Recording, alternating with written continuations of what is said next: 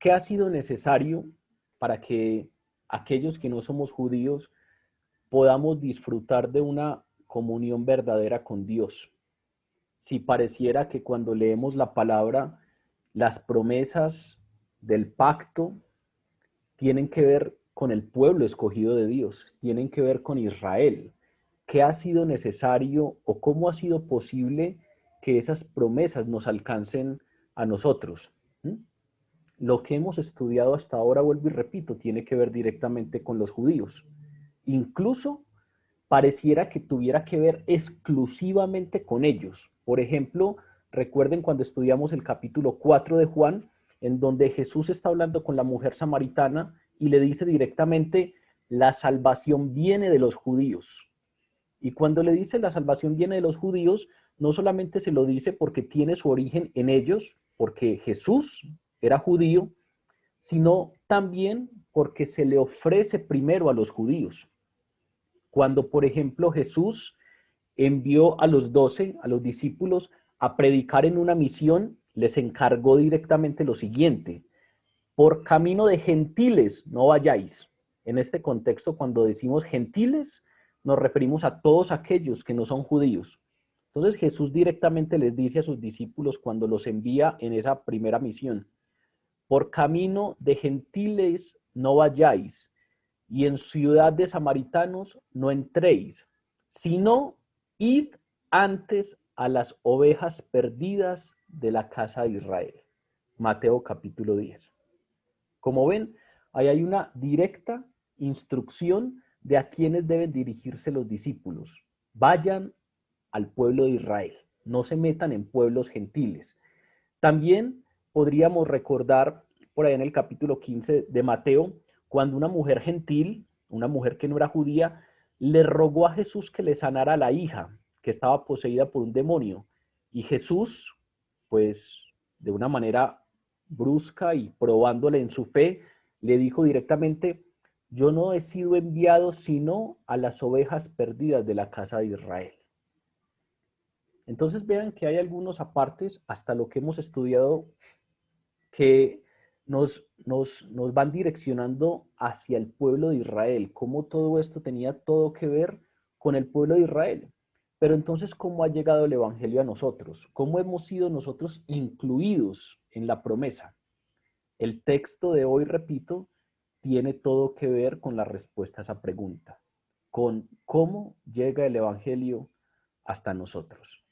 A diferencia de los privilegios y las bendiciones de las que Israel disfrutaba, los gentiles estaban alejados de la ciudadanía de Israel. Los gentiles eran ajenos a los pactos de la promesa. Los gentiles no tenían esa relación directa con Dios. Estaban, como dice Pablo en Efesios, sin esperanza y sin Dios en el mundo. Ignoraban la revelación propia de las Escrituras. Eran los judíos los receptores, pues, de las promesas del Antiguo Testamento y por lo tanto se consideraban superiores a los gentiles, porque consideraban que su Dios, que Yahvé, no estaba interesado en dejar entrar a los gentiles a ese pacto. Dios los había elegido a ellos y ellos eran un pueblo singular, único, escogido. Pero las bendiciones de la salvación nunca pretendieron limitarse exclusivamente a Israel.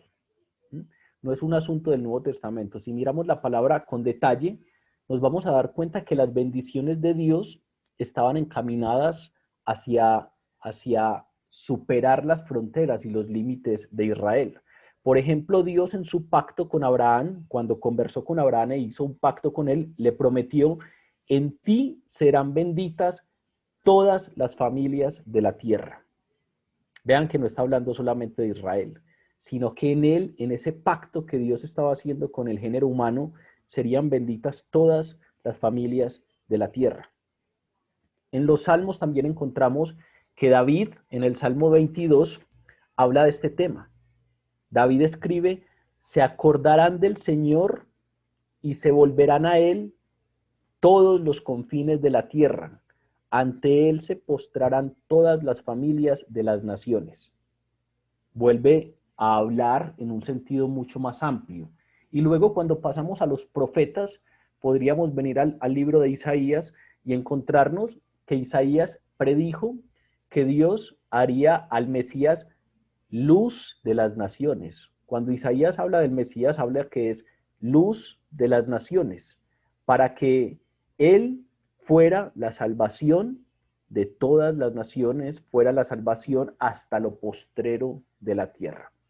Entonces, como ven, cada parte del Antiguo Testamento, la ley, los profetas y los salmos, solamente poniendo algunos ejemplos como los que acabo de mencionar, muestran que en el plan original de Dios estaba la salvación de los gentiles. Pero Dios ordenó que su evangelio llegara primero a Israel, ¿sí?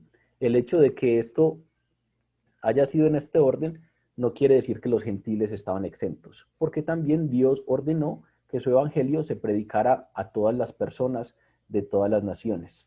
Recuerden cuando Jesús dice, y este evangelio será predicado en todo el mundo para testimonio de las naciones, y luego de eso vendrá el fin. Este evangelio, esta buena noticia de salvación, será predicado en todo el mundo. Ese es el deseo de Dios, pero aún así, vuelvo y repito, en el plan de Dios también estaba que el evangelio se ofreciera primero al pueblo escogido de Israel. Por eso, hasta donde hemos estudiado hoy, todo va encaminado hacia el pueblo de Israel, porque primero este evangelio fue ofrecido al pueblo de Israel. Y luego, entonces, pues vendrían los gentiles. Solo después de la muerte y resurrección, Jesús ordenó a sus discípulos que se predicase en el nombre, en el nombre de Jesús, el arrepentimiento y el perdón de los pecados a todas las naciones. Vean el paralelo tan interesante que hay entre esos dos textos. Antes de su muerte y resurrección, envía a sus discípulos de dos en dos y les dice, no entren a pueblos gentiles. Luego de su muerte y su resurrección, les dice que se predique el evangelio en el nombre de Jesús, el evangelio del arrepentimiento y el perdón de los pecados en todas las naciones, comenzando desde Jerusalén. Pablo también vuelve y pone el punto ahí fuerte en el tema, diciendo que el evangelio es poder de Dios para la salvación a todo el que cree, no solamente a los judíos, pero sí dice primeramente a los judíos, pero también al griego, a los gentiles. Ese tema es el que vamos a abordar un poco hoy a través de estos versículos. Juan 12, del 17 al 26, nos ilustra varias perspectivas sobre este tema. Vamos a darnos cuenta que en el texto que vamos a leer hay unas perspectivas sobre este tema de la multitud, que piensa la multitud del pueblo de Israel, que son herederos de la promesa, pero que piensan ellos, que piensan las autoridades judías, que piensan los gentiles, porque en este texto aparecen los gentiles, y que piensa Jesús mismo sobre este tema. Vamos entonces a comenzar. Leo en favor de todos ustedes Juan 12, capítulo 17 al 26.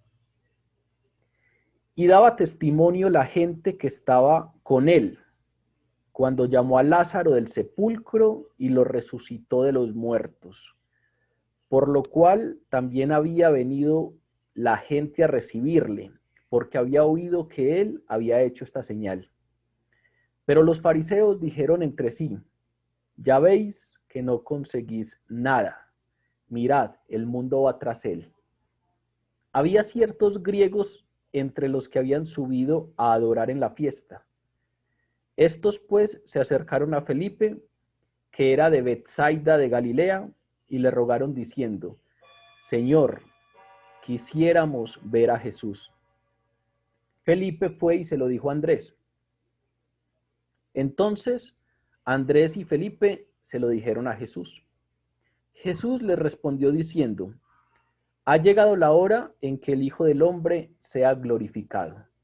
De cierto os digo, que si el grano de trigo no cae en la tierra y muere, queda solo. Pero si muere, lleva mucho fruto. El que ama su vida la perderá, y el que aborrece su vida en este mundo, para vida eterna la guardará. Si alguno me sirve, sígame, y donde yo estuviere, allí también estará mi servidor. Si alguno me sirviere, mi Padre le honrará. Este texto entonces, como les había anunciado, se van a dar cuenta que nos va guiando a través de cuatro tipos de personas, de cuatro personajes fundamentales. Comienza diciendo que había gente y daba testimonio la gente que estaba con él cuando llamó a Lázaro del sepulcro. Esto obviamente tiene directa relación con lo que veníamos hablando hace 8 días. Entonces, concatenando un poco, recuerden que hace 8 días terminamos en que Jesús entró a Jerusalén y la gente le dio una recepción increíble. La gente se agolpó alrededor de él, algunos venían con él desde Betsaida, porque la gente estaba emocionada y exaltada porque habían escuchado de un gran milagro. Jesús hace poco resucitó a Lázaro y entonces está cerca la Pascua. Y como tanta gente viene a Jerusalén, está corriendo el rumor de que Jesús resucitó a Lázaro y muchos quisieron ir a ver al resucitado, a Lázaro, y muchos querían conocer a aquel que lo había resucitado y empezó entonces a regarse el chisme, a regarse el cuento, y entonces muchos fueron hasta la aldea en donde vivía Lázaro, en donde estaba Jesús, que recuerden que le habían hecho una cena allí, en donde María le ungió los pies a Jesús con aquel perfume de nardo fino. Vienen entonces de Betsaida hacia Jerusalén, viene Jesús con sus discípulos, con María, Marta, Lázaro, pero viene una gran multitud siguiéndolos, que son los que fueron a Betsaida queriendo conocerle. Y aquí en Jerusalén viene otra multitud a encontrarlo y le reciben con excitación y con exaltación. Recuerden que hace 8 días estudiamos que tomaron hojas de palmas y las batían. En ese contexto estamos. Y entonces a partir de ahí nos dice Juan, y daba testimonio la gente que estaba con él cuando llamó a Lázaro del sepulcro y lo resucitó de entre los muertos. ¿De qué se estaba hablando en esa gran multitud? Se estaba hablando de un asunto primordial y era la gente, lo que estaba contando y el testimonio que estaba dando era que Jesús había llamado a Lázaro de entre los muertos y lo había resucitado. Vean que todo lo que está en boca de la gente es ese asunto. Y entonces había venido mucha gente a recibirle, nos dice Juan, por lo cual también había venido la gente a recibirle, porque había oído que él había hecho esta señal. Juan aquí nos da una pistica de ese primer grupo, de esas grandes multitudes que están siguiendo a Jesús. ¿Por qué había venido la gente a recibirle? Por lo que se estaba cuchicheando. ¿Por qué había venido la gente a recibirle? Pues porque la gente estaba dando testimonio de que Jesús llamó a Lázaro del sepulcro y lo resucitó. Y entonces ese testimonio de la gente que venía de Betsaida y se la daban a la gente de Jerusalén, amplificó el efecto del milagro y entonces todas las multitudes que llegaron a la Pascua estaban exaltadas queriendo conocer a Jesús y queriendo recibirle. Y nos dice Juan que esa era la razón por la que habían venido a recibirle. Todo lo que hemos estudiado atrás en términos doctrinales, el discurso del pan de vida, cuando Jesús dice directamente que Él es Dios y dice directamente que el que no come de su carne y bebe de su sangre no tendrá vida eterna, todo este tipo de cosas muy probablemente a sus oyentes lo tienen sin cuidado. ¿Por qué está toda esta gente aquí recibiéndole? Porque habían escuchado acerca de la resurrección de Lázaro, por lo cual también había venido la gente a recibirle, dice el versículo 18, porque había oído que él había hecho esta señal. La notica que nos pone Juan aquí en este texto, de que la gente se agolpó sobre Jesús porque había oído que él había resucitado a Lázaro de los muertos, revela la intención del corazón de estas personas, revela la naturaleza superficial de su fe, revela que precisamente estaban detrás de esa espectacularidad de la que se estaba hablando, pero también revela que su deseo era que Jesús aceptara ese papel de gobernante político y de libertador militar que ellos esperaban del Mesías.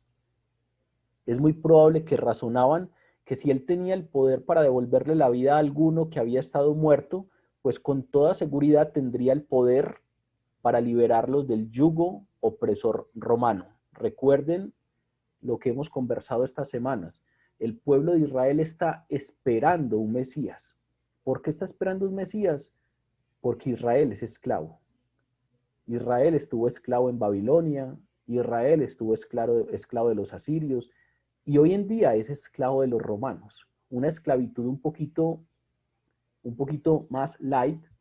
Los romanos no venían y los oprimían, los romanos les daban cierta libertad de culto, pero los romanos eran los que ponían sus autoridades, incluso las autoridades judías, el sumo sacerdote, los miembros del Sanedrín eran colocados por los romanos, tenían que pagar impuestos, ellos estaban oprimidos bajo el yugo opresor romano.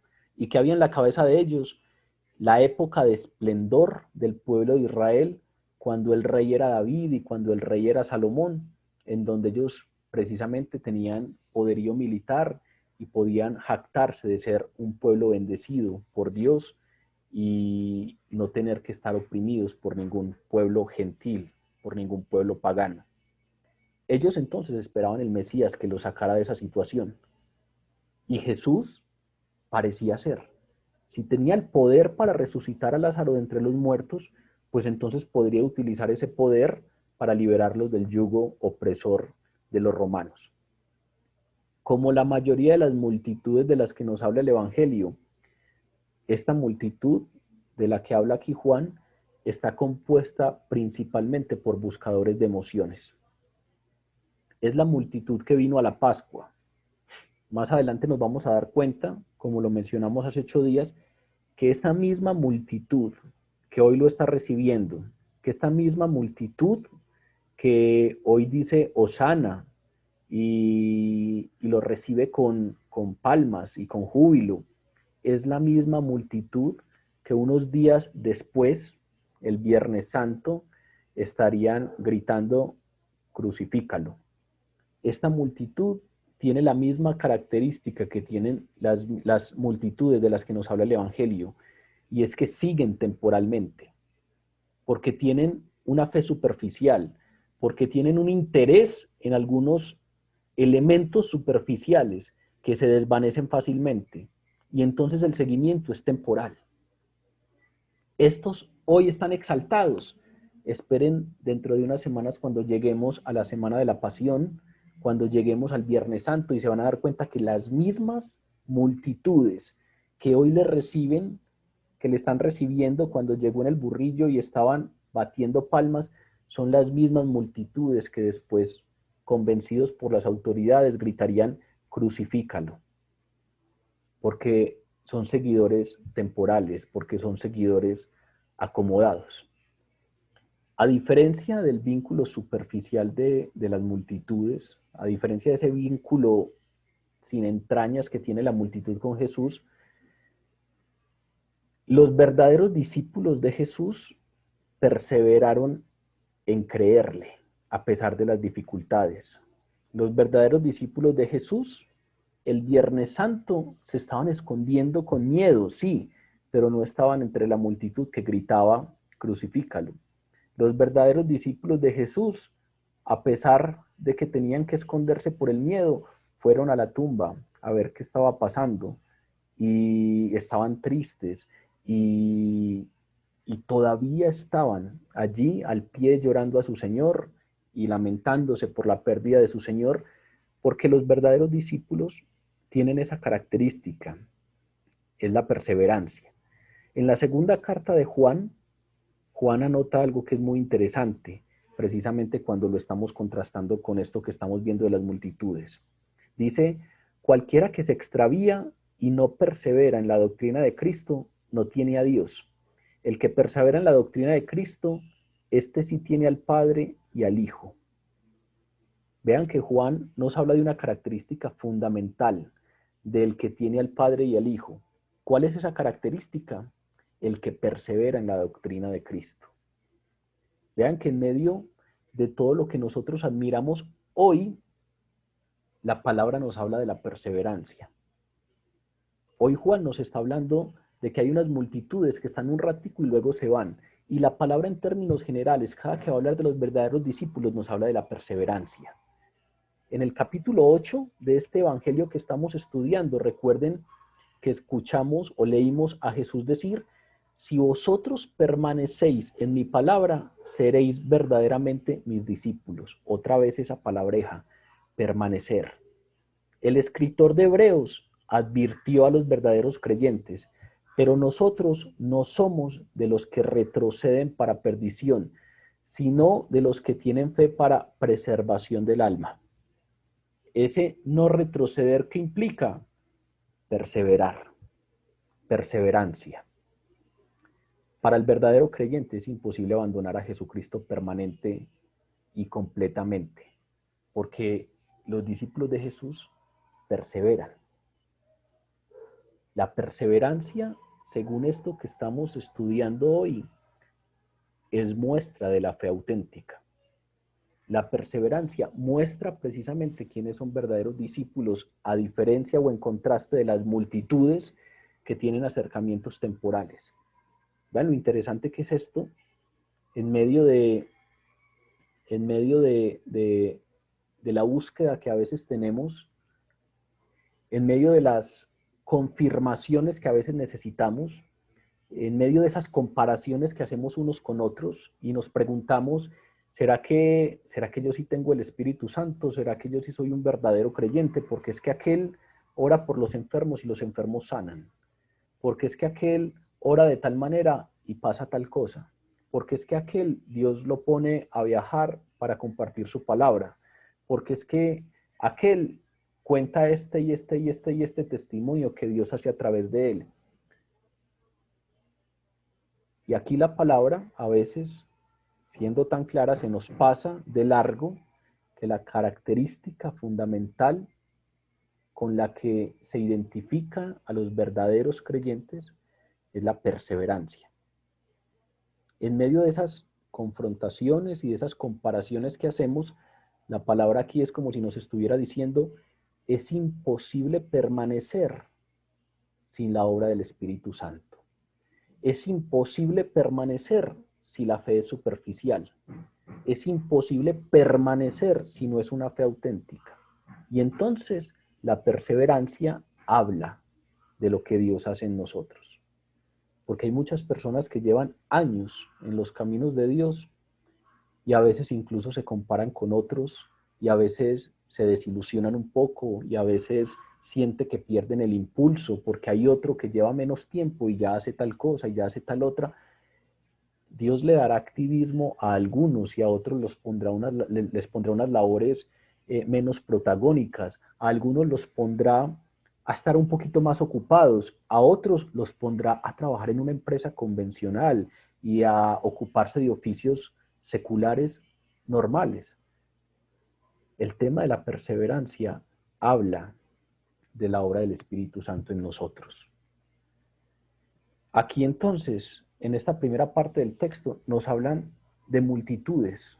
Y Juan es muy directo cuando nos dice: este montón de gente que se agolpó alrededor de Jesús vinieron a recibirle porque escucharon acerca de la señal.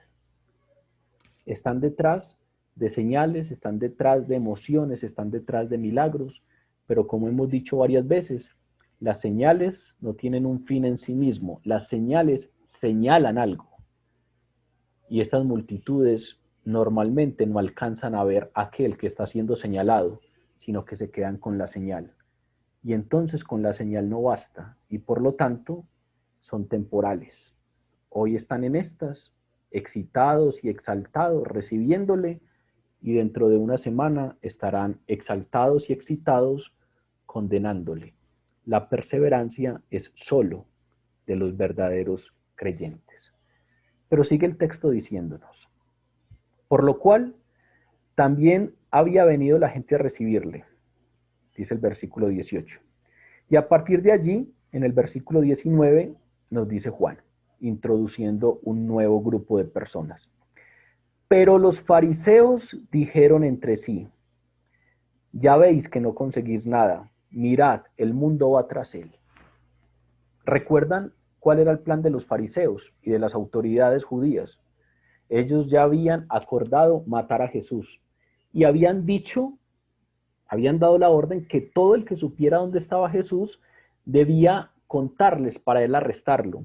Pero también hace 8 días nos dimos cuenta que debido a las grandes multitudes que estaban siguiendo a Jesús, los fariseos llegaron a un acuerdo, las autoridades llegaron a un acuerdo y dijeron, sí, vamos a arrestarle, sí, vamos a matarle, pero esperemos que pase la fiesta, esperemos que pase la Pascua, para que de pronto con toda esta multitud que hay aquí no se nos arme un problema. Y entonces ahora están viendo a Jesús de frente, ahora están mirando ese tumulto y al parecer están mirando esa escena con frustración y con alarma porque parecía que se les estaban saliendo las cosas de control. Si Jesús lideraba esa multitud a una rebelión contra Roma, pues ellos estarían perdidos. Se les vendría Roma encima y esas posiciones cómodas de poder que tenían porque simpatizaban con Roma, pues las perderían. Los fariseos estaban preocupados más que todos porque, porque los fariseos estaban en una posición media. Los fariseos, a diferencia de los saduceos, recuerden que estudiamos quiénes eran los saduceos. Los saduceos eran los sumos sacerdotes, de allí venían los sumos sacerdotes, eran una clase aristocrática judía y eran fundamentalmente políticos de clase alta que tenían muy buenas relaciones con Roma. A diferencia de estos saduceos, los fariseos, que eran de clase media, rehusaban comprometerse con los romanos, rehusaban tener relación con los romanos, pero tampoco eran como otro clan de los judíos que eran totalmente contra Roma, que eran los celotes. Los celotes eran una especie de guerrilla judía que atacaban físicamente a los romanos. Cuando los soldados romanos estaban desprevenidos, llegaban pandillas de estas guerrillas y los asaltaban físicamente y los mataban. Precisamente de los celotes solían tener un pequeño cuchillo que no se alcanzaba a ver, lo mantenían escondido en el cinto pues, de su vestido, y apenas iban a hacer estas emboscadas, sacaban ese cuchillo pequeño y con eso mataban a los romanos. Ese cuchillo pequeño se llama la sica, y de allí es donde viene la palabra sicario, de los celotes, porque acostumbraban matar romanos a través de la sica. Eran un grupo revolucionario que no estaba contento con esa opresión romana y entonces se tomaban la justicia por cuenta propia. Los fariseos estaban en el medio, no eran ni como los saduceos, muy amigos de los romanos, ni como los celotes, que estaban totalmente contra los romanos, sino que estaban en un punto medio, pero tampoco consideraban que Jesús, pues, encajara adecuadamente en la idea que ellos tenían del Mesías. Jesús decía ser Dios, y para ellos esto era una herejía. Ellos eran los maestros de la ley y por lo tanto, pues, estaban preocupados de que la gente se fuera detrás de aquel embustero, de aquel que se hacía Dios a sí mismo. Y entonces, por eso habían llegado a un acuerdo con los saduceos para que arrestaran a Jesús y lo mataran. Allí están los fariseos. Son personajes que están preocupados por la ley, son personajes que estudian la palabra, estudian las escrituras judías, pero no reconocieron a Jesús y llegaron a un acuerdo para matarle y ahora están viendo la escena con preocupación. Los fariseos dijeron entre sí, ya veis, no conseguís nada. Mirad, el mundo va tras él. Es decir, tanto acuerdo y tanto plan que estamos haciendo y las cosas van por otro lado. Tanto acuerdo que hemos venido pactando y cada vez este tipo tiene más seguidores y cada vez la gente le cree más y cada vez la gente va más tras él. Habían ordenado que el que supiera dónde estaba Jesús anunciara para arrestarlo, pero irónicamente Jesús estaba ahí a plena vista delante de ellos, eh, pero estaba rodeado de miles que en lugar de delatar a Jesús ante las autoridades, lo estaban saludando como Mesías, y entonces ellos, temiendo la reacción de la multitud, no podían hacer nada, y simplemente se limitaban a ver la escena con frustración. Y esa frustración es normal que los haya hecho ir unos contra otros. Vean lo que dice Juan que dijeron los fariseos. Ya veis, no conseguís nada. Imagínenselos en esa reunión ellos conversando, echándose la culpa uno al otro. Todo lo que has dicho vos no sirve para nada. No hemos conseguido nada con la propuesta que vos dijiste. Ese tema que ustedes plantearon de dejar que pasara la fiesta nos está saliendo peor. Empezaron a acusarse mutuamente. No consiguen nada. Mirad, el mundo va tras él. A pesar de tantos esfuerzos que habían hecho para silenciarlo, la popularidad de Jesús crecía y entonces comenzaron a culparse entre ellos. Hay una exclamación muy interesante que hace aquí Juan. Mirad, el mundo va tras él.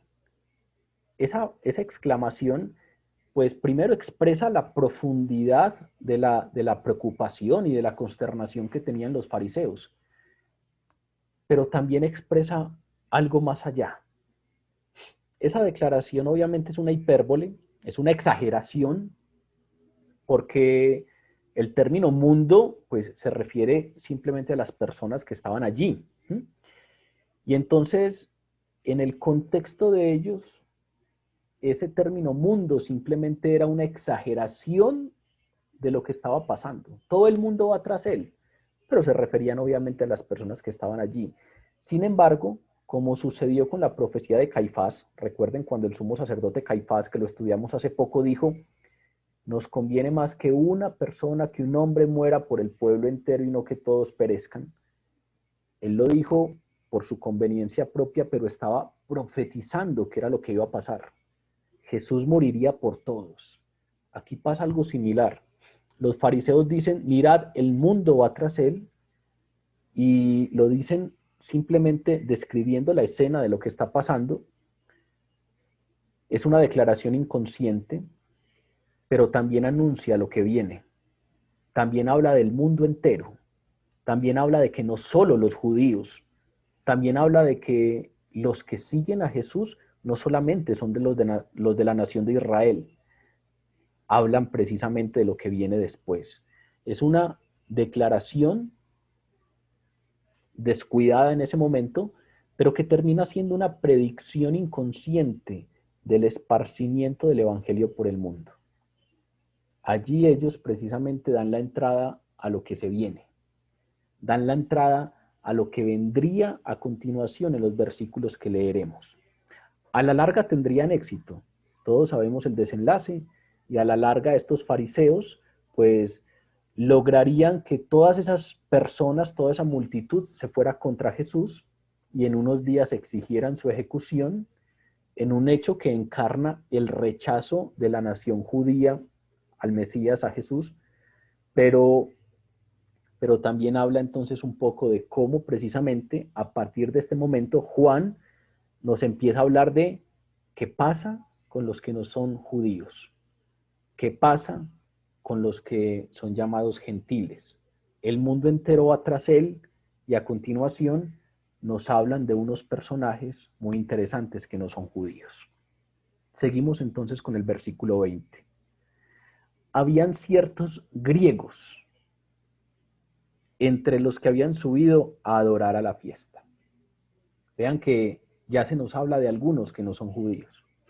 Habían ciertos griegos que habían subido a adorar a la fiesta de la Pascua. Y estos se acercaron a Felipe, que era de Betsaida de Galilea, y le rogaron diciendo, Señor, quisiéramos ver a Jesús. Felipe fue y se lo dijo a Andrés, y entonces Andrés y Felipe se lo dijeron a Jesús. En estos versículos se nos habla de otro grupo de personas. Nos han hablado de las multitudes, de por qué lo siguen. Nos han hablado de los fariseos y lo que está pasando por sus cabezas y la confrontación que tienen. Y nos habla de su gran preocupación porque en vez de salir sus planes como lo querían, la popularidad de Jesús va en aumento. Y ahora, pues, se nos hablan de unos personajes que no son judíos, de unos griegos, como queriendo ilustrar de un modo pequeño y simbólico la forma como el Evangelio se extiende por el mundo, Juan introduce aquí a ciertos griegos. Ni siquiera sabemos quiénes son. Juan dice, había ciertos griegos. No se detiene a identificarlos, no se detiene a decirnos por qué estaban en la Pascua, no se detiene a decirnos qué edades tenían, qué intenciones tenían, sino que como queriendo ilustrar que precisamente el mundo va tras él, como queriendo ilustrar que esto no es un asunto solo para los judíos, como queriendo ilustrar cómo el Evangelio se extiende por el mundo, utiliza un elemento pequeño y muy simbólico y nos dice, ciertos griegos estaban entre los que habían subido a la fiesta. La mayoría de los que estaban en esa fiesta de la Pascua, que no eran judíos, eran los que llamamos los prosélitos del judaísmo. ¿Qué son los prosélitos del judaísmo? Son aquellas personas que no son judías, pero que han sido añadidas al pueblo judío. Son aquellos que no son judíos, pero que se emparentaron con algunos judíos. Sobre todo después, ahora les mencioné que los judíos venían siendo esclavos en otras naciones. Algunos de los que se fueron a otras naciones en esos exilios siguieron las recomendaciones que Dios hizo a través de los profetas y les fue muy bien. Aunque estuvieran en pueblo extraño, en pueblo extranjero, Dios los prosperaba. Y entonces, en los momentos de regresar a Jerusalén o de regresar a Israel, algunos de ellos ya estaban muy acomodados, tenían negocios prósperos, habían hecho relaciones, sus hijos se habían emparentado, se habían casado con personas de allí, y entonces se les da permiso para que se queden. Eso es lo que se denomina la diáspora. La diáspora judía son un montón de clancitos judíos que no están directamente en la tierra de Canaán, sino que viven en otros pueblos extraños y han sido prosperados allí. Esa diáspora o esa dispersión pues hace que muchos se integren al judaísmo, porque ellos siguen fieles a su religión y entonces muy probablemente si una de las hijas de esta familia se va a casar con alguno que no es judío, se le exige a ese hombre que venga y haga parte del judaísmo, y esos son entonces los prosélitos. Los prosélitos son personas que no son judías, pero que aceptaron todos las premisas del judaísmo, yendo incluso a la más extrema que era la circuncisión. Ustedes saben que en el pacto de Dios con Abraham, Dios le ordena a Abraham que todos los varones, incluyendo los esclavos, incluyendo los extranjeros que convivan con ellos, deben ser circuncidados. Y entonces muchos, cuando venían y hacían parte de esta familia de judíos, llegaban a acatar incluso esos preceptos más estrictos y se circuncidaban. Esos son los llamados prosélitos. Pero habían otros que no llegaban a circuncidarse, y esos son a los que se les denomina temerosos de Dios. Los temerosos de Dios eran gentiles que hacían parte del judaísmo porque eran incluidos en estas familias, cumplían todos los preceptos, pero no llegaban entonces a la circuncisión. Esos son a los que se les denomina temerosos de Dios. Estos dos grupos son importantes porque después cuando ustedes se lean las cartas de Pablo o cuando se lean los Hechos de los Apóstoles, allí van a encontrar que cuando los discípulos salían a predicar, en esos lugares a donde llegaban, normalmente encontraban apoyo y eran hospedados por prosélitos y por temerosos de Dios. Cuando Pablo se va para Éfeso, cuando se va para Tesalónica, cuando se va para Atenas, cuando se va para Roma, vean que estamos hablando de ciudades que no son directamente del pueblo de Israel, que no son Israel, pero allí encuentran judíos, allí encuentran prosélitos y temerosos de Dios. Es muy probable que de estos griegos de los que nos están hablando sean prosélitos o al menos temerosos de Dios, que abandonaron, vuelvo y repito, su religión pagana y ahora adoraban al Dios de Israel, y entonces, siguiendo todos los preceptos del judaísmo, habían ido a Jerusalén para celebrar la Pascua. Y tenían un deseo. La intención que tenían era ver a Jesús. Querían tener una audiencia con Jesús. Vean que hay un contraste muy interesante que nos marca Juan. Las multitudes vienen detrás de Jesús con un interés superficial. Los líderes judíos son hostiles, están ahí peleándose entre ellos porque precisamente quieren ver a Jesús muerto y encarcelado y quieren que no se le dé ningún tipo de protagonismo. Y en medio de esas dos personajes, de esas dos poblaciones que nos acaba de hablar Juan, en medio de ellos nos habla de unos gentiles que estaban buscando a Dios, que querían conocer al Mesías, que querían tener una audiencia con el Mesías. En medio de estas otras poblaciones de las que se nos ha hablado, los gentiles buscaban conocerle. Los gentiles querían conocerle. Ahora, el rechazo del pueblo de Israel que acabamos de mencionar no es algo nuevo. Ese rechazo de las autoridades y de las multitudes fue anunciado desde el Antiguo Testamento y fue anunciado claramente cuando Pablo, por ejemplo, en Romanos nos dice: no quiero que ignoréis este misterio, para que no seáis arrogantes en cuanto a vosotros mismos, que ha acontecido a Israel endurecimiento en parte, hasta que hayan entrado la plenitud de los gentiles. Vea lo que dice Pablo tan interesante. No quiero que ustedes sean arrogantes con este tema. No quiero que cuando hablen de que los griegos buscaban afanosamente al Mesías, mientras las autoridades judías lo rechazaban y las multitudes lo buscaban superficialmente, no quiero que ignores que eso es un misterio que se ha dado y que ha acontecido a Israel porque sufren endurecimiento en parte hasta que hayan entrado la multitud, la plenitud de los gentiles. Es decir, aquí Pablo nos está diciendo directamente: los gentiles no son mejores que los judíos. No es que sean más sinceros, no es que hayan alcanzado a ver más allá y hayan reconocido al Mesías aún siendo griegos mientras que su propio pueblo no lo reconoció. No, aquí Pablo está diciendo: esto es un misterio de la providencia de Dios. A Israel le ha acontecido endurecimiento temporal, endurecimiento en parte. ¿Cuál es el plan de Dios ahí? ¿Por qué se hace de esta manera? ¿Por qué no se hace de otra? Pues Pablo le llama: esto es un misterio. Esto que vemos es un misterio. Al pueblo de Israel le ha acontecido endurecimiento en parte. Es decir, no han logrado identificar al Mesías porque tienen endurecimiento en parte. ¿Para qué? Sufren ese endurecimiento hasta que haya entrado la plenitud de los gentiles.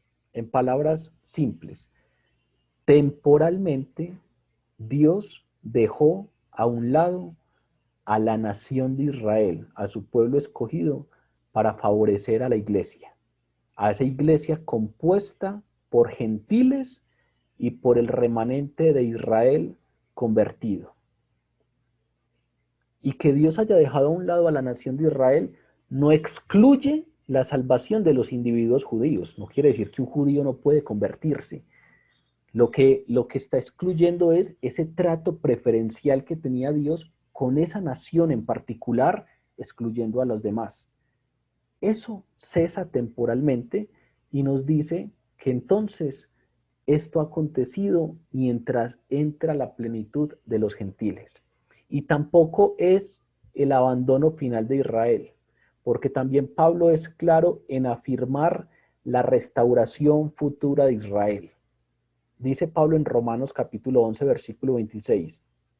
Y luego Israel será salvo, como está escrito: vendrá de Sión el libertador, que apartará de Jacob la impiedad, y este será mi pacto con ellos cuando yo quite sus pecados. Así que en cuanto al Evangelio, son enemigos por causa de vosotros, pero en cuanto a la elección, son amados por causa de los padres, porque irrevocables son los dones y el llamamiento de Dios. En muchas ocasiones en el contexto de este grupo me han preguntado por los judíos, ¿qué pasa con el pueblo de Israel? Aquí vean que Juan y Pablo nos lo están dejando totalmente claro. Los judíos están rechazando a Jesús, sí. Las multitudes están siguiendo superficialmente a Jesús, sí.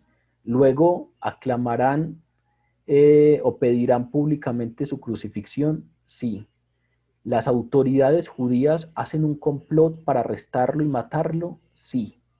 Eso encarna y simboliza el rechazo de la nación de Israel al Mesías, sí. Pero Pablo nos dice, eso que aconteció es un misterio. Y ha acontecido endurecimiento en parte de Israel para que todos los gentiles entren. ¿Cómo nosotros logramos entrar a las promesas? ¿Cómo usted y yo hoy gozamos de la gracia de Dios? Porque en el plan divino estaba que el pueblo de Israel sufriera endurecimiento temporal, endurecimiento parcial, mientras la multitud o la plenitud de los gentiles entraba. Pero también nos dice Pablo posteriormente, y luego todo Israel será salvo. De manera pues que, como dice aquí Pablo, la elección continúa, irrevocables son los dones y el llamamiento de Dios, y pareciera que en el Evangelio son enemigos del cristianismo, pero en cuanto a la elección, son amados por causa de los padres. Y cuando habla de los padres se refiere a Abraham, a Isaac, a Jacob, a Moisés, a David, a Salomón, a los profetas. Fundamentalmente cuando se habla de los patriarcas, Abraham, Isaac y Jacob. Entonces, tenemos una común fe con los judíos. Ellos han sufrido endurecimiento en parte y entonces no han reconocido al Mesías, pero cuando venga Jesús por segunda vez, ellos reconocerán al Mesías y entonces allí nosotros reconoceremos también a ese Mesías y ellos lo reconocerán como su primera venida y nosotros le reconoceremos como el regreso o la segunda venida, pero nos dice la palabra que en este momento ellos no le han reconocido porque hay un endurecimiento parcial, pero que luego todo Israel será salvo. Aquí el texto no nos declara quiénes son esos griegos. Unos gentiles que al parecer tenían más interés en Jesús que su propio pueblo, y ya sabemos por qué, porque ese pueblo sufría endurecimiento en parte. No sabemos quiénes eran, no sabemos de dónde eran, no, ni siquiera sabemos por qué querían ver a Jesús o por qué se acercaron a Felipe. Es muy probable que estos griegos estaban en esa parte del templo en donde se les permitía estar y no se les permitía seguir a partir de ahí, porque recuerden que los gentiles no podían pasar del patio de los gentiles. Es muy probable que hayan visto pasar a Felipe, le hayan reconocido como discípulo y se acercaron a él entonces queriendo ver a Jesús, solicitándole que les ayudara a ver a Jesús. Pero Juan aquí nos da unas pisticas extra.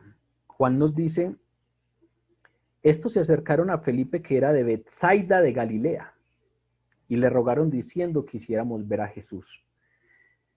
Es muy probable que esa sea la pista que nos da Juan para saber por qué se le acercaron a Felipe.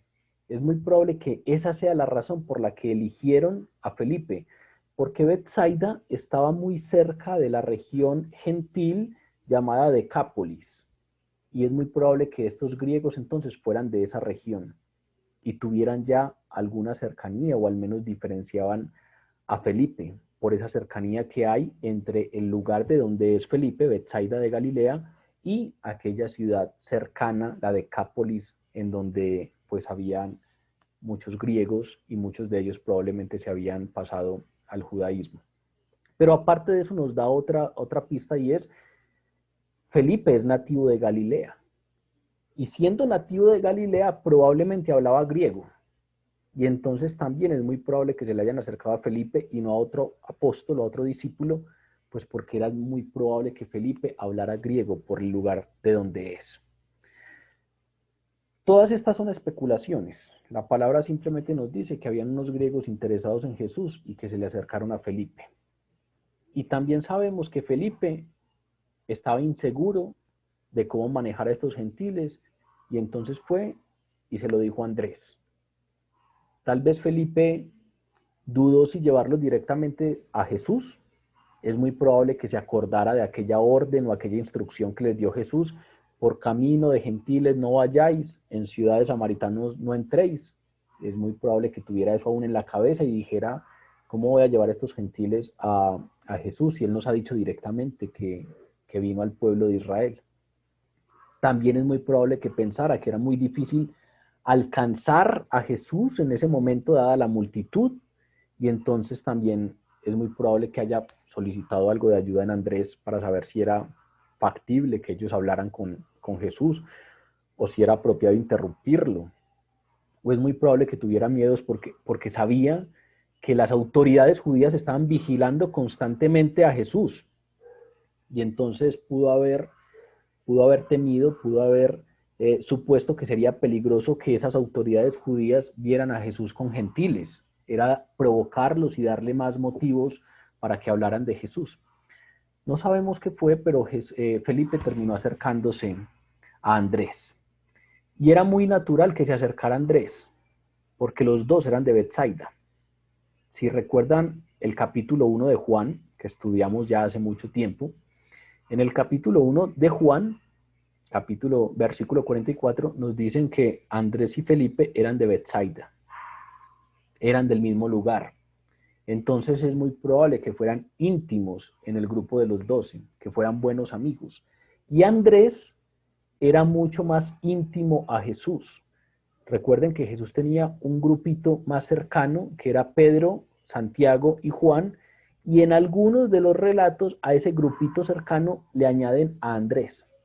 Como que Andrés es un poquito más tirando a ese grupo que tiene más cercanía a Jesús. Entonces es muy natural que Felipe haya ido a hablar con Andrés, pues porque era del mismo pueblo Bethsaida, era de la misma región, posiblemente eran buenos amigos entre los 12 y fuera de eso Andrés tenía mayor cercanía con Jesús.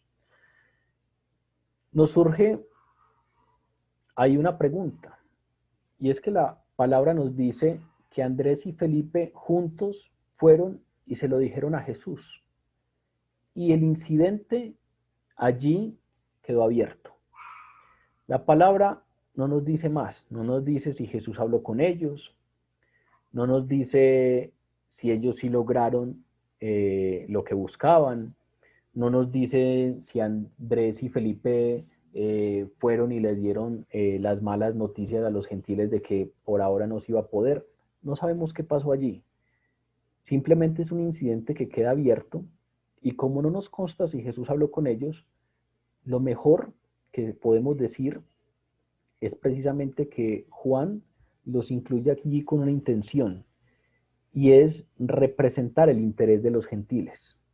Y es representar que precisamente en medio de esa multitud que los sigue superficialmente y en medio de esas autoridades judías que hostilmente buscan arrestarle y matarle, hay unos gentiles que lo buscan. Hay unos gentiles que se aproximan a uno de sus discípulos diciendo: Señor, quisiéramos ver a Jesús. A Juan no le interesa más, vean que no nos cuentan el desenlace de la historia, pero a Juan sí le interesa dejar ahí esa semita de que en medio de esas poblaciones de las que está hablando, habían unos griegos que estaban buscando a Jesús, como representando el interés de los gentiles, como representando precisamente ese momento cuando el Señor llamara a la iglesia, y cuando hablamos de iglesia estamos hablando de un pueblo nuevo compuesto por judíos y por gentiles, y los llama a ser testigos en el mundo, sin fronteras, a todo el mundo. Finalmente, los últimos versículos de este texto nos hablan del punto de vista de Jesús. Felipe fue y se lo dijo a Andrés, y entonces Andrés y Felipe se lo dijeron a Jesús. Y Jesús les respondió diciendo, vean la respuesta tan interesante de Jesús. Ha llegado la hora para que el Hijo del Hombre sea glorificado. De cierto os digo que si el grano de trigo no cae en la tierra y muere, queda solo. Pero si muere, lleva mucho fruto. El que ama su vida la perderá y el que la aborrece en este mundo para vida eterna la guardará. Si alguno me sirve, sígame, y a donde yo estuviere, allí también estará mi servidor. Y si alguno me sirviere, mi Padre le honrará. La respuesta de Jesús parece una respuesta muy extraña. La respuesta que le da Jesús a Juan, a Felipe y a Andrés es una respuesta muy extraña, porque a primera vista no parece responder el motivo por el que ellos fueron. A primera vista no parece responder a la solicitud de reunión con los griegos, como que deja ese asunto ahí abierto y la respuesta pareciera inicialmente hablar de otra cosa. Juan ni siquiera, como les mencioné, vuelve a mencionar a los griegos. En el versículo 29 nos dicen que la multitud otra vez estaba allí. Es probable que esos judíos hagan parte de esa multitud, no lo sabemos, pero específicamente de esos griegos, de esos ciertos griegos de los que se nos habla en el texto de hoy, no se nos vuelve a hablar. Y esa respuesta de Jesús parece no estar dirigida ni a los judíos específicamente, ni a los gentiles específicamente, sino a todo aquel que ha escogido seguirlo. Es una respuesta que no va concretamente al asunto que muy probablemente le fue preguntado, sino que opta por responderle a todos aquellos que optaron por seguirlo. Pero esa llegada de los gentiles provocó una declaración muy interesante de Jesús. Esa respuesta queda aquí. Ha llegado la hora para que el Hijo del Hombre sea glorificado. No sé si recuerdan, pero esta es la primera vez en que Jesús habló de su hora en tiempo presente. Siempre Juan nos hablaba diciendo, pero mi hora aún no ha llegado, pero se pudo escapar porque su hora todavía no había llegado, pero le iban a apedrear y no lograron hacerlo porque su hora no había llegado. Siempre se nos está hablando de la hora que está por llegar, y esta es la primera vez en que en el Evangelio se nos habla en tiempo presente de su hora. En todas las otras referencias no ha llegado, y aquí dice directamente el Señor, mi hora es inminente. Ha llegado la hora para que el Hijo del Hombre sea glorificado. Imagínense ese contexto en el que están. La entrada triunfal a Israel, la multitud alrededor de él, y él dice, ha llegado la hora para que el Hijo del Hombre sea glorificado. Es muy probable que la multitud haya interpretado las palabras de Jesús en el sentido de derrocar a los romanos y establecer su reino terrenal. Es muy probable que cuando dijeron que el Hijo del Hombre sea glorificado, consideraban que ya iba a llegar el momento en el que él iba precisamente a establecer su reino terrenal e iba a derrocar a los opresores romanos. Sin embargo, la declaración de Jesús continuó, y esa siguiente declaración acabó con las ilusiones de estos hombres que interpretaban esto. ¿Por qué? Porque la siguiente declaración de Jesús cambia los sueños de la conquista militar en una visión de muerte. Ha llegado la hora para que el Hijo del Hombre sea glorificado, dice Jesús. De cierto os digo, que si el grano de trigo no cae en la tierra y muere, queda solo, pero si muere, lleva mucho fruto. Dice que ha llegado la hora para que sea glorificado, pero a continuación, en vez de hablar de conquista, de triunfo, de que la esclavitud terminaba, de libertad, a continuación lo que sigue es una visión de muerte. Si el grano de trigo no cae en la tierra y muere, queda solo, pero si muere, lleva mucho fruto. Comienza esta segunda parte de la declaración con esa frase solemne que encontramos constantemente en el Evangelio de Juan. de cierto os digo, que ustedes ya la conocen, el amén, amén, que es una partícula que pone Juan antes de una declaración importante. Cada que Juan quiere que le pongamos mucha atención a una declaración, comienza con el amén, amén. De cierto os digo, subraya la importancia. El Hijo del Hombre no será glorificado por conquistar a los romanos y establecer su reino terrenal ahí de manera inmediata. El Hijo del Hombre sería glorificado por su muerte. Les cambió la torta. Todos estaban esperando al Mesías triunfante, al Mesías que quitaría la esclavitud. Y aquí Jesús dice, ha llegado la hora inminente en que el Hijo del Hombre será glorificado, pero no será glorificado por conquistar a los romanos, sino por su muerte. Y utilizó una ilustración muy interesante, una ilustración de la agricultura que seguramente era muy conocida por sus oyentes. Si el grano de trigo no cae en la tierra y muere, queda solo, pero si muere lleva mucho fruto. Con esto entonces muy probablemente sus oyentes sabían de qué estaban hablando, sus oyentes tenían algún contacto con el mundo de la agricultura cuando Israel empezó a ser un pueblo sedentario, aprendió asuntos de cosechas y entonces es muy probable que esta ilustración no fuera desconocida para ellos. Y con esta ilustración el Señor quiso decirles que sí sería glorificado, pero por su muerte y por su resurrección. El Señor les estaba diciendo que no podría establecer su reino glorioso con las características que las Escrituras muestran de ese reino glorioso sin la cruz. Si el grano no cae y muere, queda solo, pero si muere, lleva mucho fruto. Hay algunas personas que constantemente tienen preguntas sobre el tema de la cruz. ¿Por qué la cruz? Incluso hay algunos que consideran que la cruz fue un accidente en la vida de Jesús, que Jesús el plan original no era que muriera, que fue un accidente a raíz precisamente de la incredulidad de Israel. Pero la palabra dice claramente, y en este anuncio que hace Jesús lo dice claramente, la glorificación del Hijo del Hombre viene a raíz de su muerte y su resurrección. Recuerden aquel evento del camino de Maús. En el camino de Maús va caminando con dos de sus discípulos y les dice, oh insensatos y tardos de corazón para creer todo lo que los profetas les han dicho.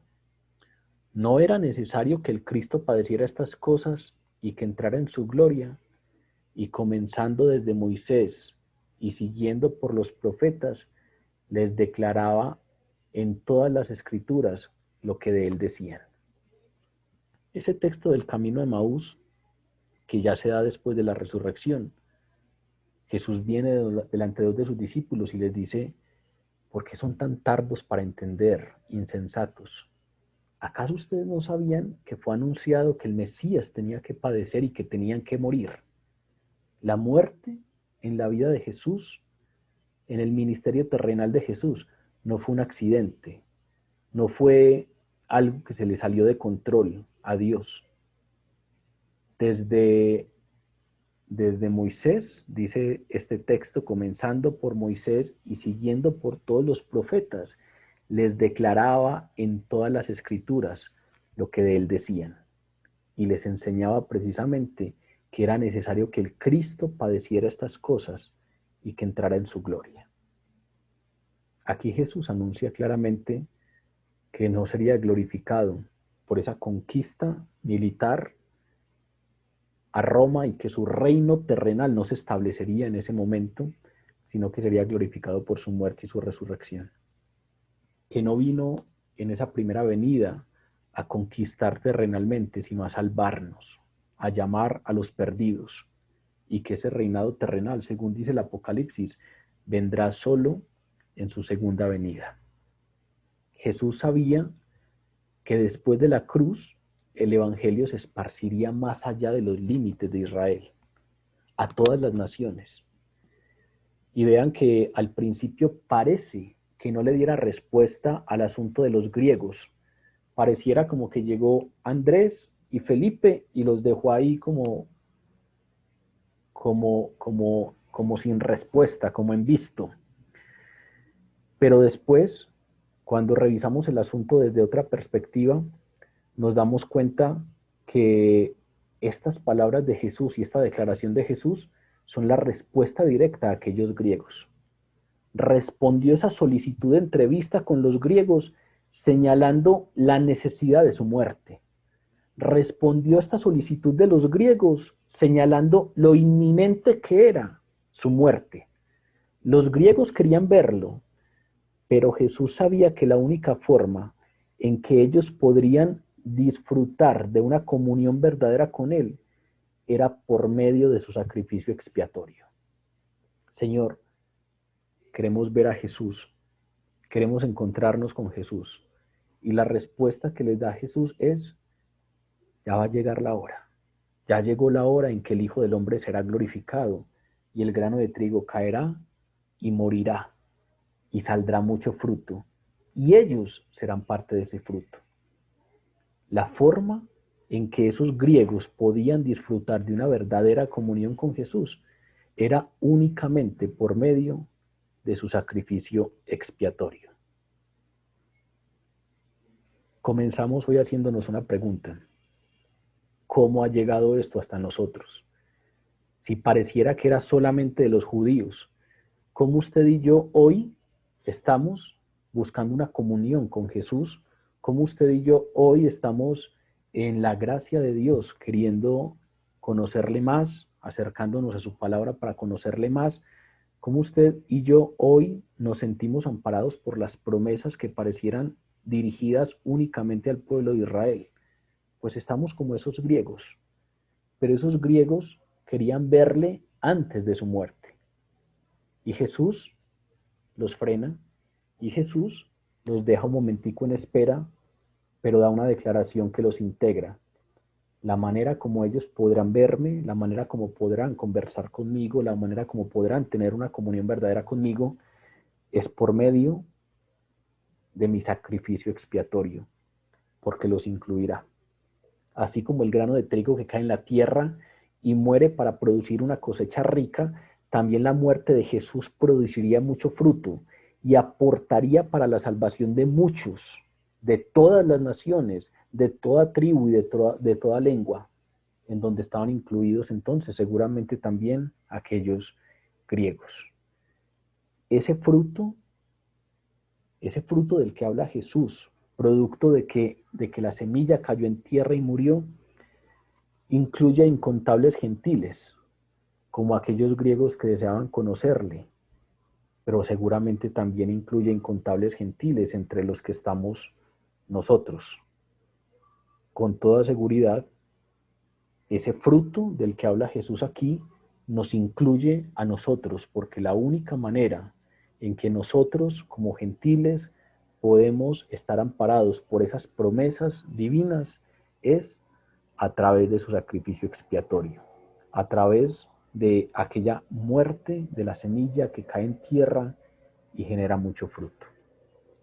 Sin importar la raza, toda persona que recibe la vida eterna por medio de la fe en Jesucristo es parte de la cosecha espiritual que resulta de su muerte. La muerte de Jesús no fue un accidente. La muerte de Jesús, lo hemos estudiado, es la satisfacción del pago por nuestros pecados.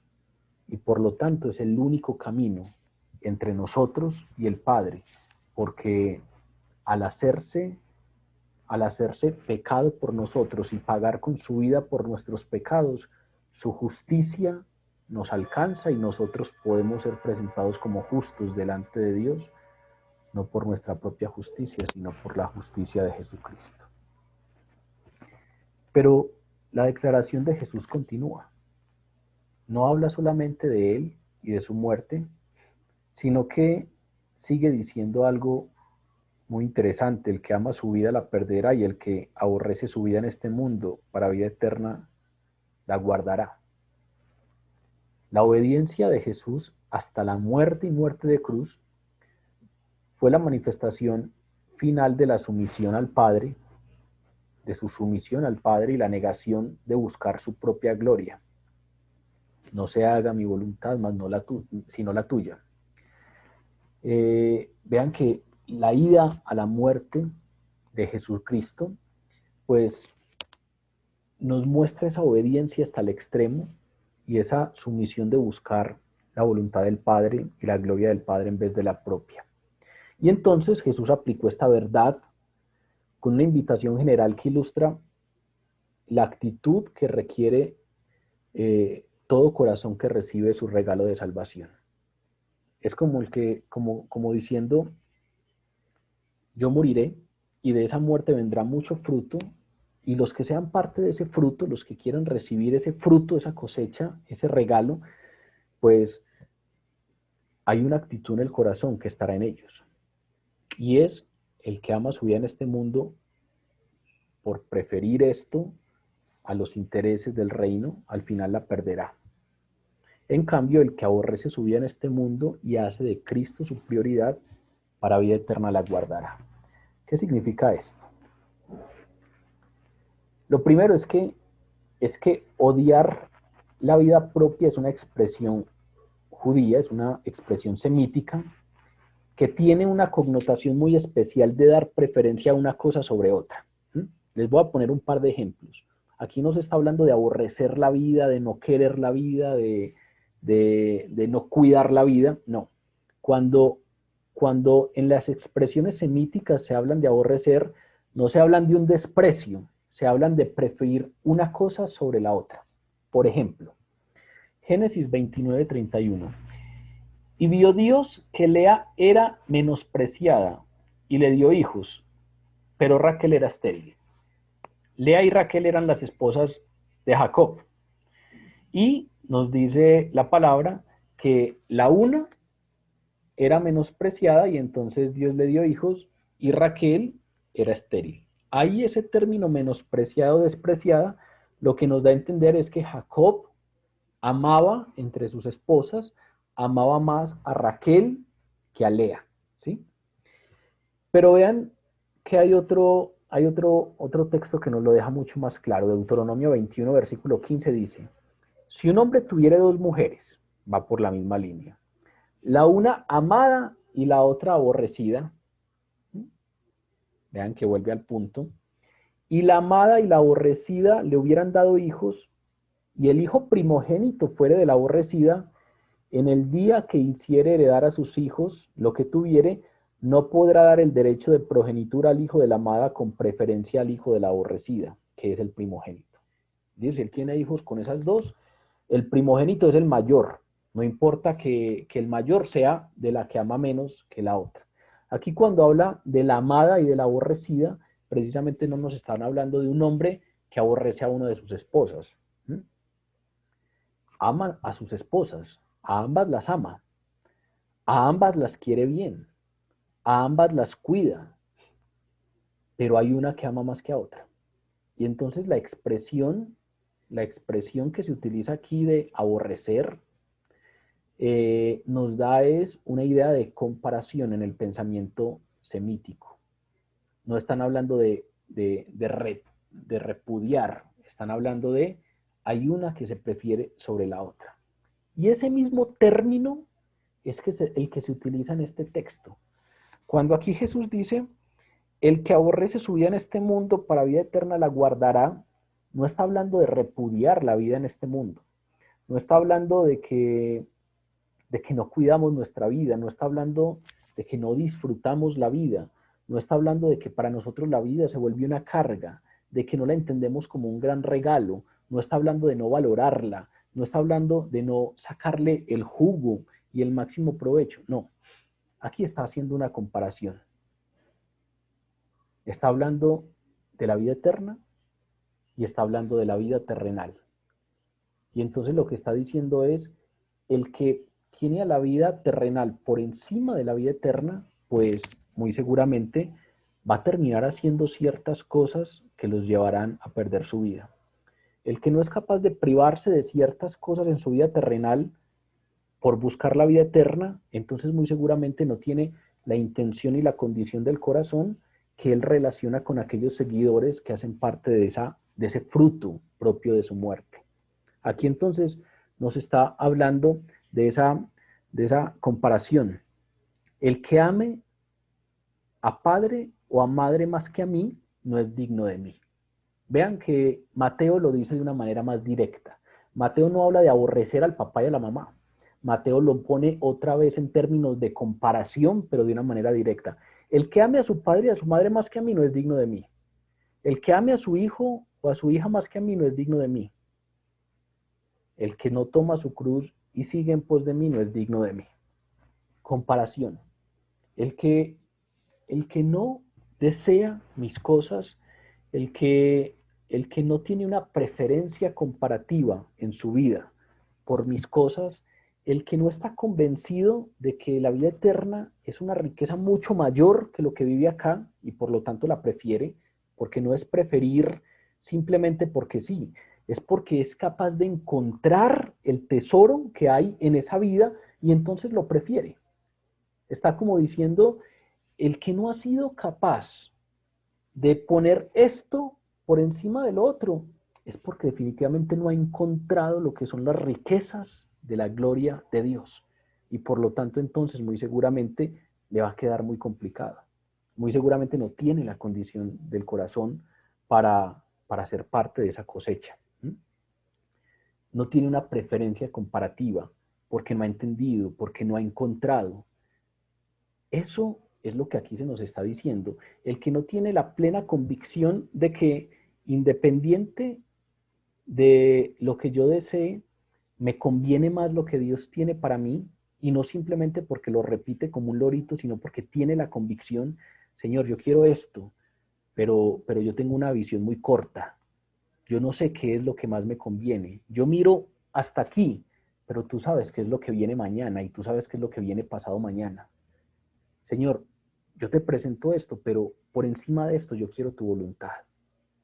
El que no dice eso con la plena convicción, pues muy seguramente, pues, pues no ha conocido la soberanía de Dios y no se cree el asunto de que Dios tiene pleno control de las cosas y que su visión es muy corta en comparación con la de Dios y que precisamente lo que vivimos hoy en día es temporal en comparación con lo que viviremos en su gloria y que los placeres que tenemos en esta vida hay que disfrutarlos y vivirlos y estar con la familia y sacarle el provecho a los días, pero que son nada en comparación con lo que tendremos allí.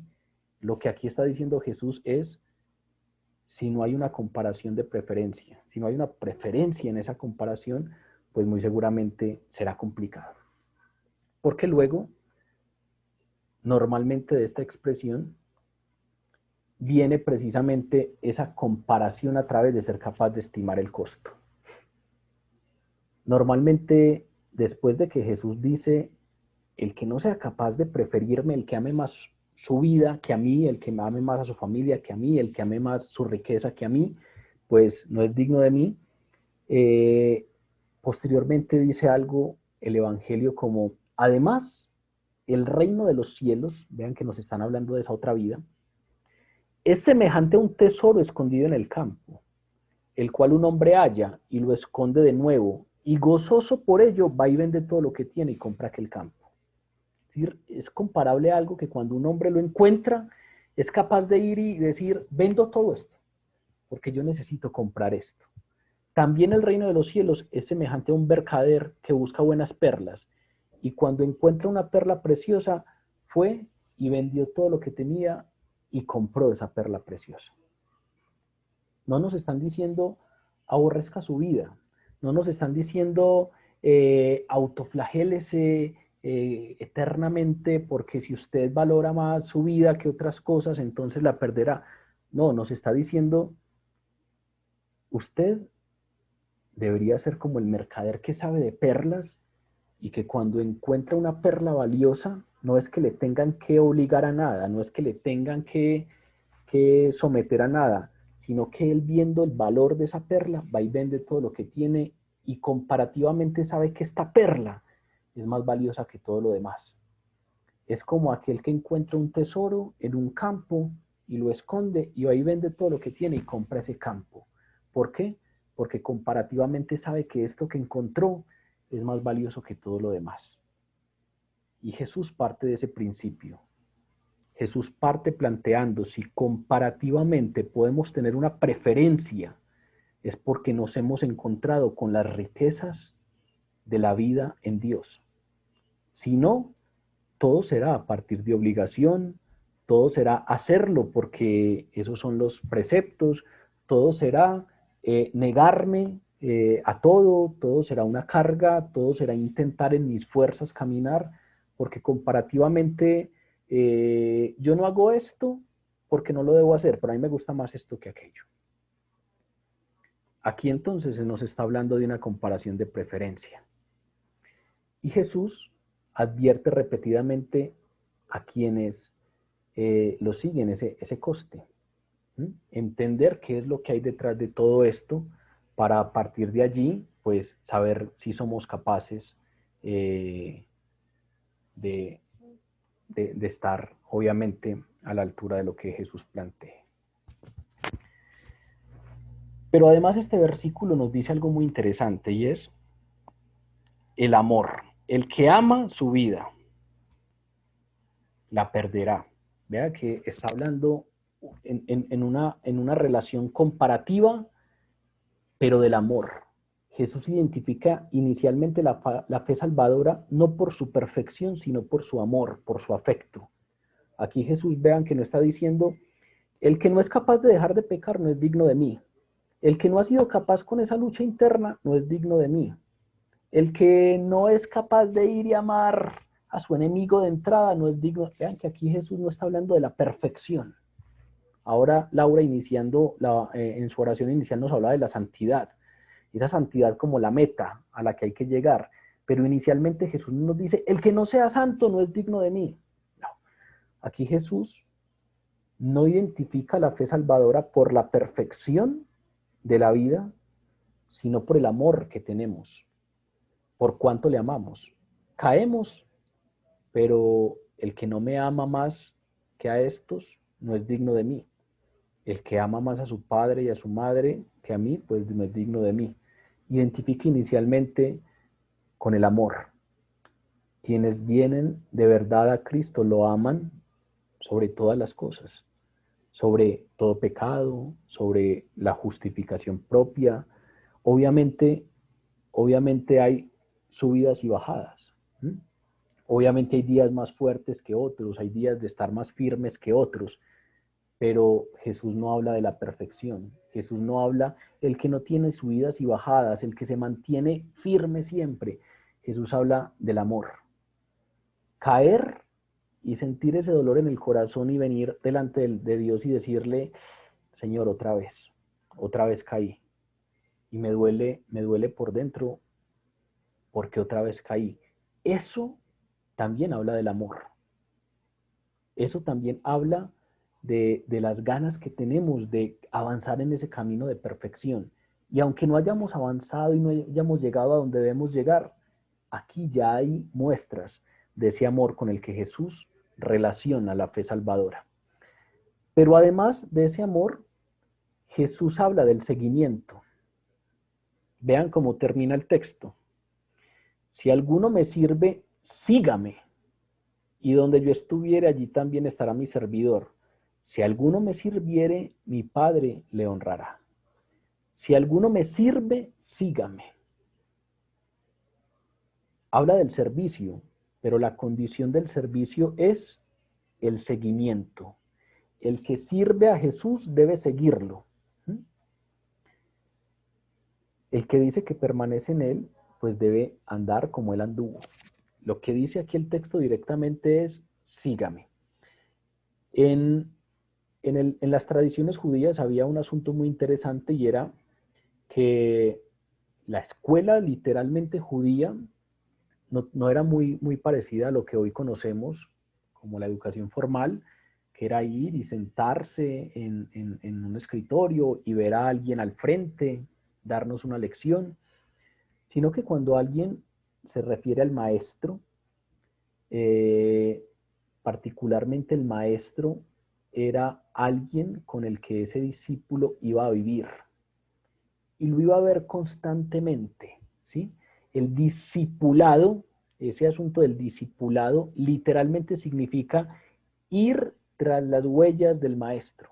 Un discípulo convive con su maestro porque va tras las huellas del maestro, aprende qué es lo que hace el maestro, aprende cómo el maestro habla, aprende cómo reacciona, aprende cómo come, aprende cómo le habla a aquel que es íntimo, aprende cómo habla en público, aprende a cómo reaccionar cuando algo sale mal, aprende de la vida y por eso va y convive con ese maestro. Ir tras las huellas. Cuando aquí Jesús dice, si alguno me sirve, sígame, nos está hablando de seguimiento, sigan mis pasos, sigan mis huellas, vayan tras mis huellas. Es decir, nos está hablando del discipulado, ir tras las huellas del maestro. Y esto no solamente nos da dirección, esto no solamente nos permite no perdernos, porque entonces no estamos a la deriva. Recuerden, hace unos días también estudiamos cuando Jesús dice, yo soy el pastor, y estudiamos qué significa el callao y qué significa la vara y cómo Jesús nos dice por dónde ir y cómo en las noches, cuando no se ve mucho, el pastor es el que plantea la dirección. Seguir al pastor es ir tranquilo, porque no me pierdo, porque hay uno que me está guiando los pasos. Cuando aquí Jesús habla de seguimiento, no solamente nos está diciendo sigan esta dirección, no solamente nos está diciendo que vamos a ser orientados por Él, no solamente nos está diciendo que debemos seguir sus pasos, es decir, debemos aprender a concebir la existencia, debemos aprender a abrirnos a la vida a partir de Jesús, sino que también nos está diciendo intenten dar los pasos que yo doy. También nos está diciendo, intenten ser todos los días un poquito más parecidos a mí. Recuerden que la obra del Espíritu Santo, nos dice Pablo, es ir forjando en cada uno de nosotros el carácter de Cristo Jesús. Es decir, el Espíritu Santo todos los días va haciendo alguito, alguito, alguito, hasta que tengamos el carácter de Cristo Jesús. En otros apartados dice, el Espíritu Santo nos va guiando en el camino de santidad hasta que alcancemos la estatura de Cristo Jesús. Es decir, la obra del Espíritu Santo nos llevará hasta tener la estatura de Cristo Jesús. Seguirlo, intentar ser como Él. Si alguno me sirve, sígame. Vean que pareciera rara el orden de las palabras. Uno estaría acostumbrado a que nos dijeran, perdón, si alguno me sigue, sírvame. Si alguno quiere venir, el discípulo, si se iba a vivir con el maestro, no era gratis, tenía que servirle, tenía que ayudarle en los quehaceres domésticos. Entonces, pareciera que la relación inicial fuera, si usted me está siguiendo los pasos, sírvame en contraprestación. Pero aquí Jesús lo dice al contrario, si alguno me sirve, sígame. Es como diciendo, antes de cualquier cosa, antes de cualquier servicio, antes de cualquier ministerio, antes de cualquier acción que haga en mi nombre, tiene que ser mi seguidor, tiene que intentar ir tras mis pasos, tiene que ser guiado por mis pasos. Y en ese sentido, entonces hay una pregunta clara, el asunto del seguimiento, el asunto de a quién estamos siguiendo, el asunto de si identificamos las pisadas que debemos seguir. Hace unas semanas hice una actividad que me pareció muy interesante con un grupo de buenos amigos con los que tengo una pequeña coironía, una pequeña comunidad con las que, pues, con los que compartimos muchas cosas en la fe. Ya llevamos muchos años juntos reuniéndonos y hace poquito en nuestras reuniones cada uno tenía que identificar personajes a los que admirara y explicar por qué los admiraba. Y eso es un ejercicio muy interesante de cuando en cuando usted hacerse la pregunta, ¿a quién admira usted? Porque normalmente aquellos a quienes admiramos son aquellos a los que queremos imitar o a los que estamos imitando. A veces uno admira mucho a un buen profesor y entonces uno quiere imitar su trayectoria y uno quiere ser ese tipo de profesional que es él. O a veces uno admira a un personaje público y quiere seguir esas pisadas. ¿A quién admira usted? ¿Usted está intentando acercarse a Jesús suficientemente como para que se despierte esa admiración y usted quiere imitarlo? Porque ir tras las huellas del maestro es la imitación del maestro. Ir tras las huellas es, yo le voy a dejar vivir aquí e imíteme, haga lo que yo hago. Por eso el discipulado cristiano se ha llamado la imitación de Cristo. Nosotros a quién admiramos. Nosotros sí queremos imitar a Jesús. Nosotros sí queremos ser como Jesús. Ese cuento de que el Espíritu Santo nos hace todos los días un poquito más parecidos a Jesús, sí es lo que anhelamos, porque comparativamente preferimos esto que hemos encontrado a un montón de cosas que teníamos por delante. O todavía estamos ahí jugando al grupo de oración y estamos ahí jugando al creyente que intento y todos los días le hago y todos los días hago fuerzas y esfuerzo, pero todavía no valoro eso con lo que me estoy encontrando. Si me preguntan, yo admiro a muchas otras personas por encima de Jesús, yo quisiera imitar a muchos otros por encima de Cristo. Aquí la palabra es directa y dice, si alguno me sirve, sígame. Y donde yo estuviera, allí estará también mi servidor. Y si alguno me sirviera, mi Padre le honrará. Este texto termina con dos promesas finales y gloriosas para quienes lo siguen. La primera, donde Él está, allí también estarán sus servidores, que son sus seguidores. Esto no es otra cosa que la promesa del cielo eterno y de la vida eterna. Dentro de unos capitulitos nos vamos a encontrar con un texto de Juan en el versículo 14, en donde Jesús le dice a sus discípulos, me voy, pero a donde voy les prepararé lugar, y vendré otra vez, y los tomaré, para que donde yo estoy, vosotros también estéis. En otro lugar dice, me voy para la casa del Padre, pero en la casa del Padre muchos lugares hay, muchos cuartos hay, muchas habitaciones hay, y allí les prepararé lugar, porque donde yo estoy, allí también estarán ustedes. La primera promesa es la vida eterna, el cielo eterno, la promesa de estar constantemente en su presencia. Y la segunda promesa es que el Padre le honrará. Si alguno me sirviere, mi Padre le honrará. Ahí otra vez viene el tema de la preferencia comparativa. Los honores humanos, según este texto, pareciera decirnos el texto, que quienes realmente se encuentran con Jesús, para ellos los honores humanos, sin importar de qué tipo sean, son poco ante el honor eterno que Dios dará a quienes aman y sirven a su Hijo. Sin importar todo lo que aquí puedan ofrecerme, todo es poco en comparación con el honor eterno que Dios dará a quienes aman y sirven a Jesucristo. Esa es una promesa dada originalmente a los judíos, pero que se extiende ahora a nosotros por medio de la cruz, a todos los que creen verdaderamente en Jesús. Para concluir, de la tragedia del rechazo de Israel al Mesías, pues viene algo muy bueno, de acuerdo al plan eterno de Dios. Hemos venido estudiando que las autoridades judías rechazan a Jesús, hacen un complot para arrestarlo, para matarle, y pareciera como que no entendemos entonces qué pasa ahí con el pueblo de Israel. Este texto que estudiamos hoy toca unos temas que a veces son un poco más densos de entender, pero nos permite tener algunas luces frente a lo que pasa con ese pueblo de Israel, frente a ese endurecimiento parcial, y nos permite entender que de ese rechazo de Israel al Mesías en el plan eterno de Dios vino algo bueno. Romanos 11:11 lo dice de esta manera: por la transgresión de los judíos vino la salvación de los gentiles. Por el rechazo de los judíos al Mesías vino la salvación de los gentiles para provocarles a celos.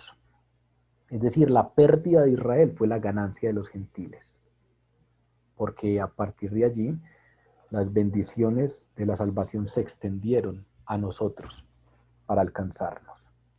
Pero también hablamos hoy de que en el futuro la salvación de los gentiles provocará a celos la salvación de los judíos. Y entonces los judíos en algún momento reconocerán a Jesús. El profeta Zacarías lo dice de una manera muy clara: y derramaré sobre la casa de David, es decir, sobre Israel, y sobre los moradores de Jerusalén, espíritu de gracia y de oración, y mirarán a mí, a quien traspasaron, y llorarán como se llora por hijo unigénito, afligiéndose por él como quien se aflige por el primogénito. Y en aquel tiempo habrá un manantial abierto para la casa de David y para los habitantes de Jerusalén, para la purificación del pecado y de la inmundicia. Nos dice la palabra también que en algún momento los judíos mirarán al que traspasaron, mirarán a Jesús, y en el momento que Dios ha estipulado para ello, en ese momento habrá un manantial abierto para la casa de David y para los habitantes de Jerusalén. Hay una gracia especial con el pueblo de Israel. Debido a su rechazo, nosotros fuimos incorporados. Pero llegará el momento en el que ellos mirarán de frente a Jesús, mirarán al que traspasaron y llorarán por el rechazo. Pero en ese momento habrá un manantial abierto para la casa de David, y entonces habrá purificación del pecado y de la inmundicia. Menos de una semana después de todo esto que leímos hoy, Jesús morirá. Y Jesús morirá como sacrificio completo y perfecto, de una sola vez y para siempre, por todos nuestros pecados. Mediante ese sacrificio y mediante esa muerte que estudiaremos en las próximas semanas, Jesús abolirá las barreras sociales, culturales, que habían separado a los judíos de los gentiles. Y a raíz de esa muerte es que usted y yo hoy podemos estar aquí, aprendiendo de Él, queriendo conocerle y teniendo la certeza de que sus promesas nos alcanzan. Como resultado de esa muerte, los gentiles, nosotros, somos coherederos y miembros del mismo cuerpo, copartícipes de la promesa en Cristo Jesús por medio del Evangelio. Heredamos las promesas juntamente con los judíos. Participamos de las promesas juntamente con los judíos. Porque como dice Pablo en Colosenses, no hay griego ni judío, no hay circuncisión ni incircuncisión, no hay bárbaro ni escita, ni siervo ni libre, sino que Cristo es el todo y Cristo es en todos.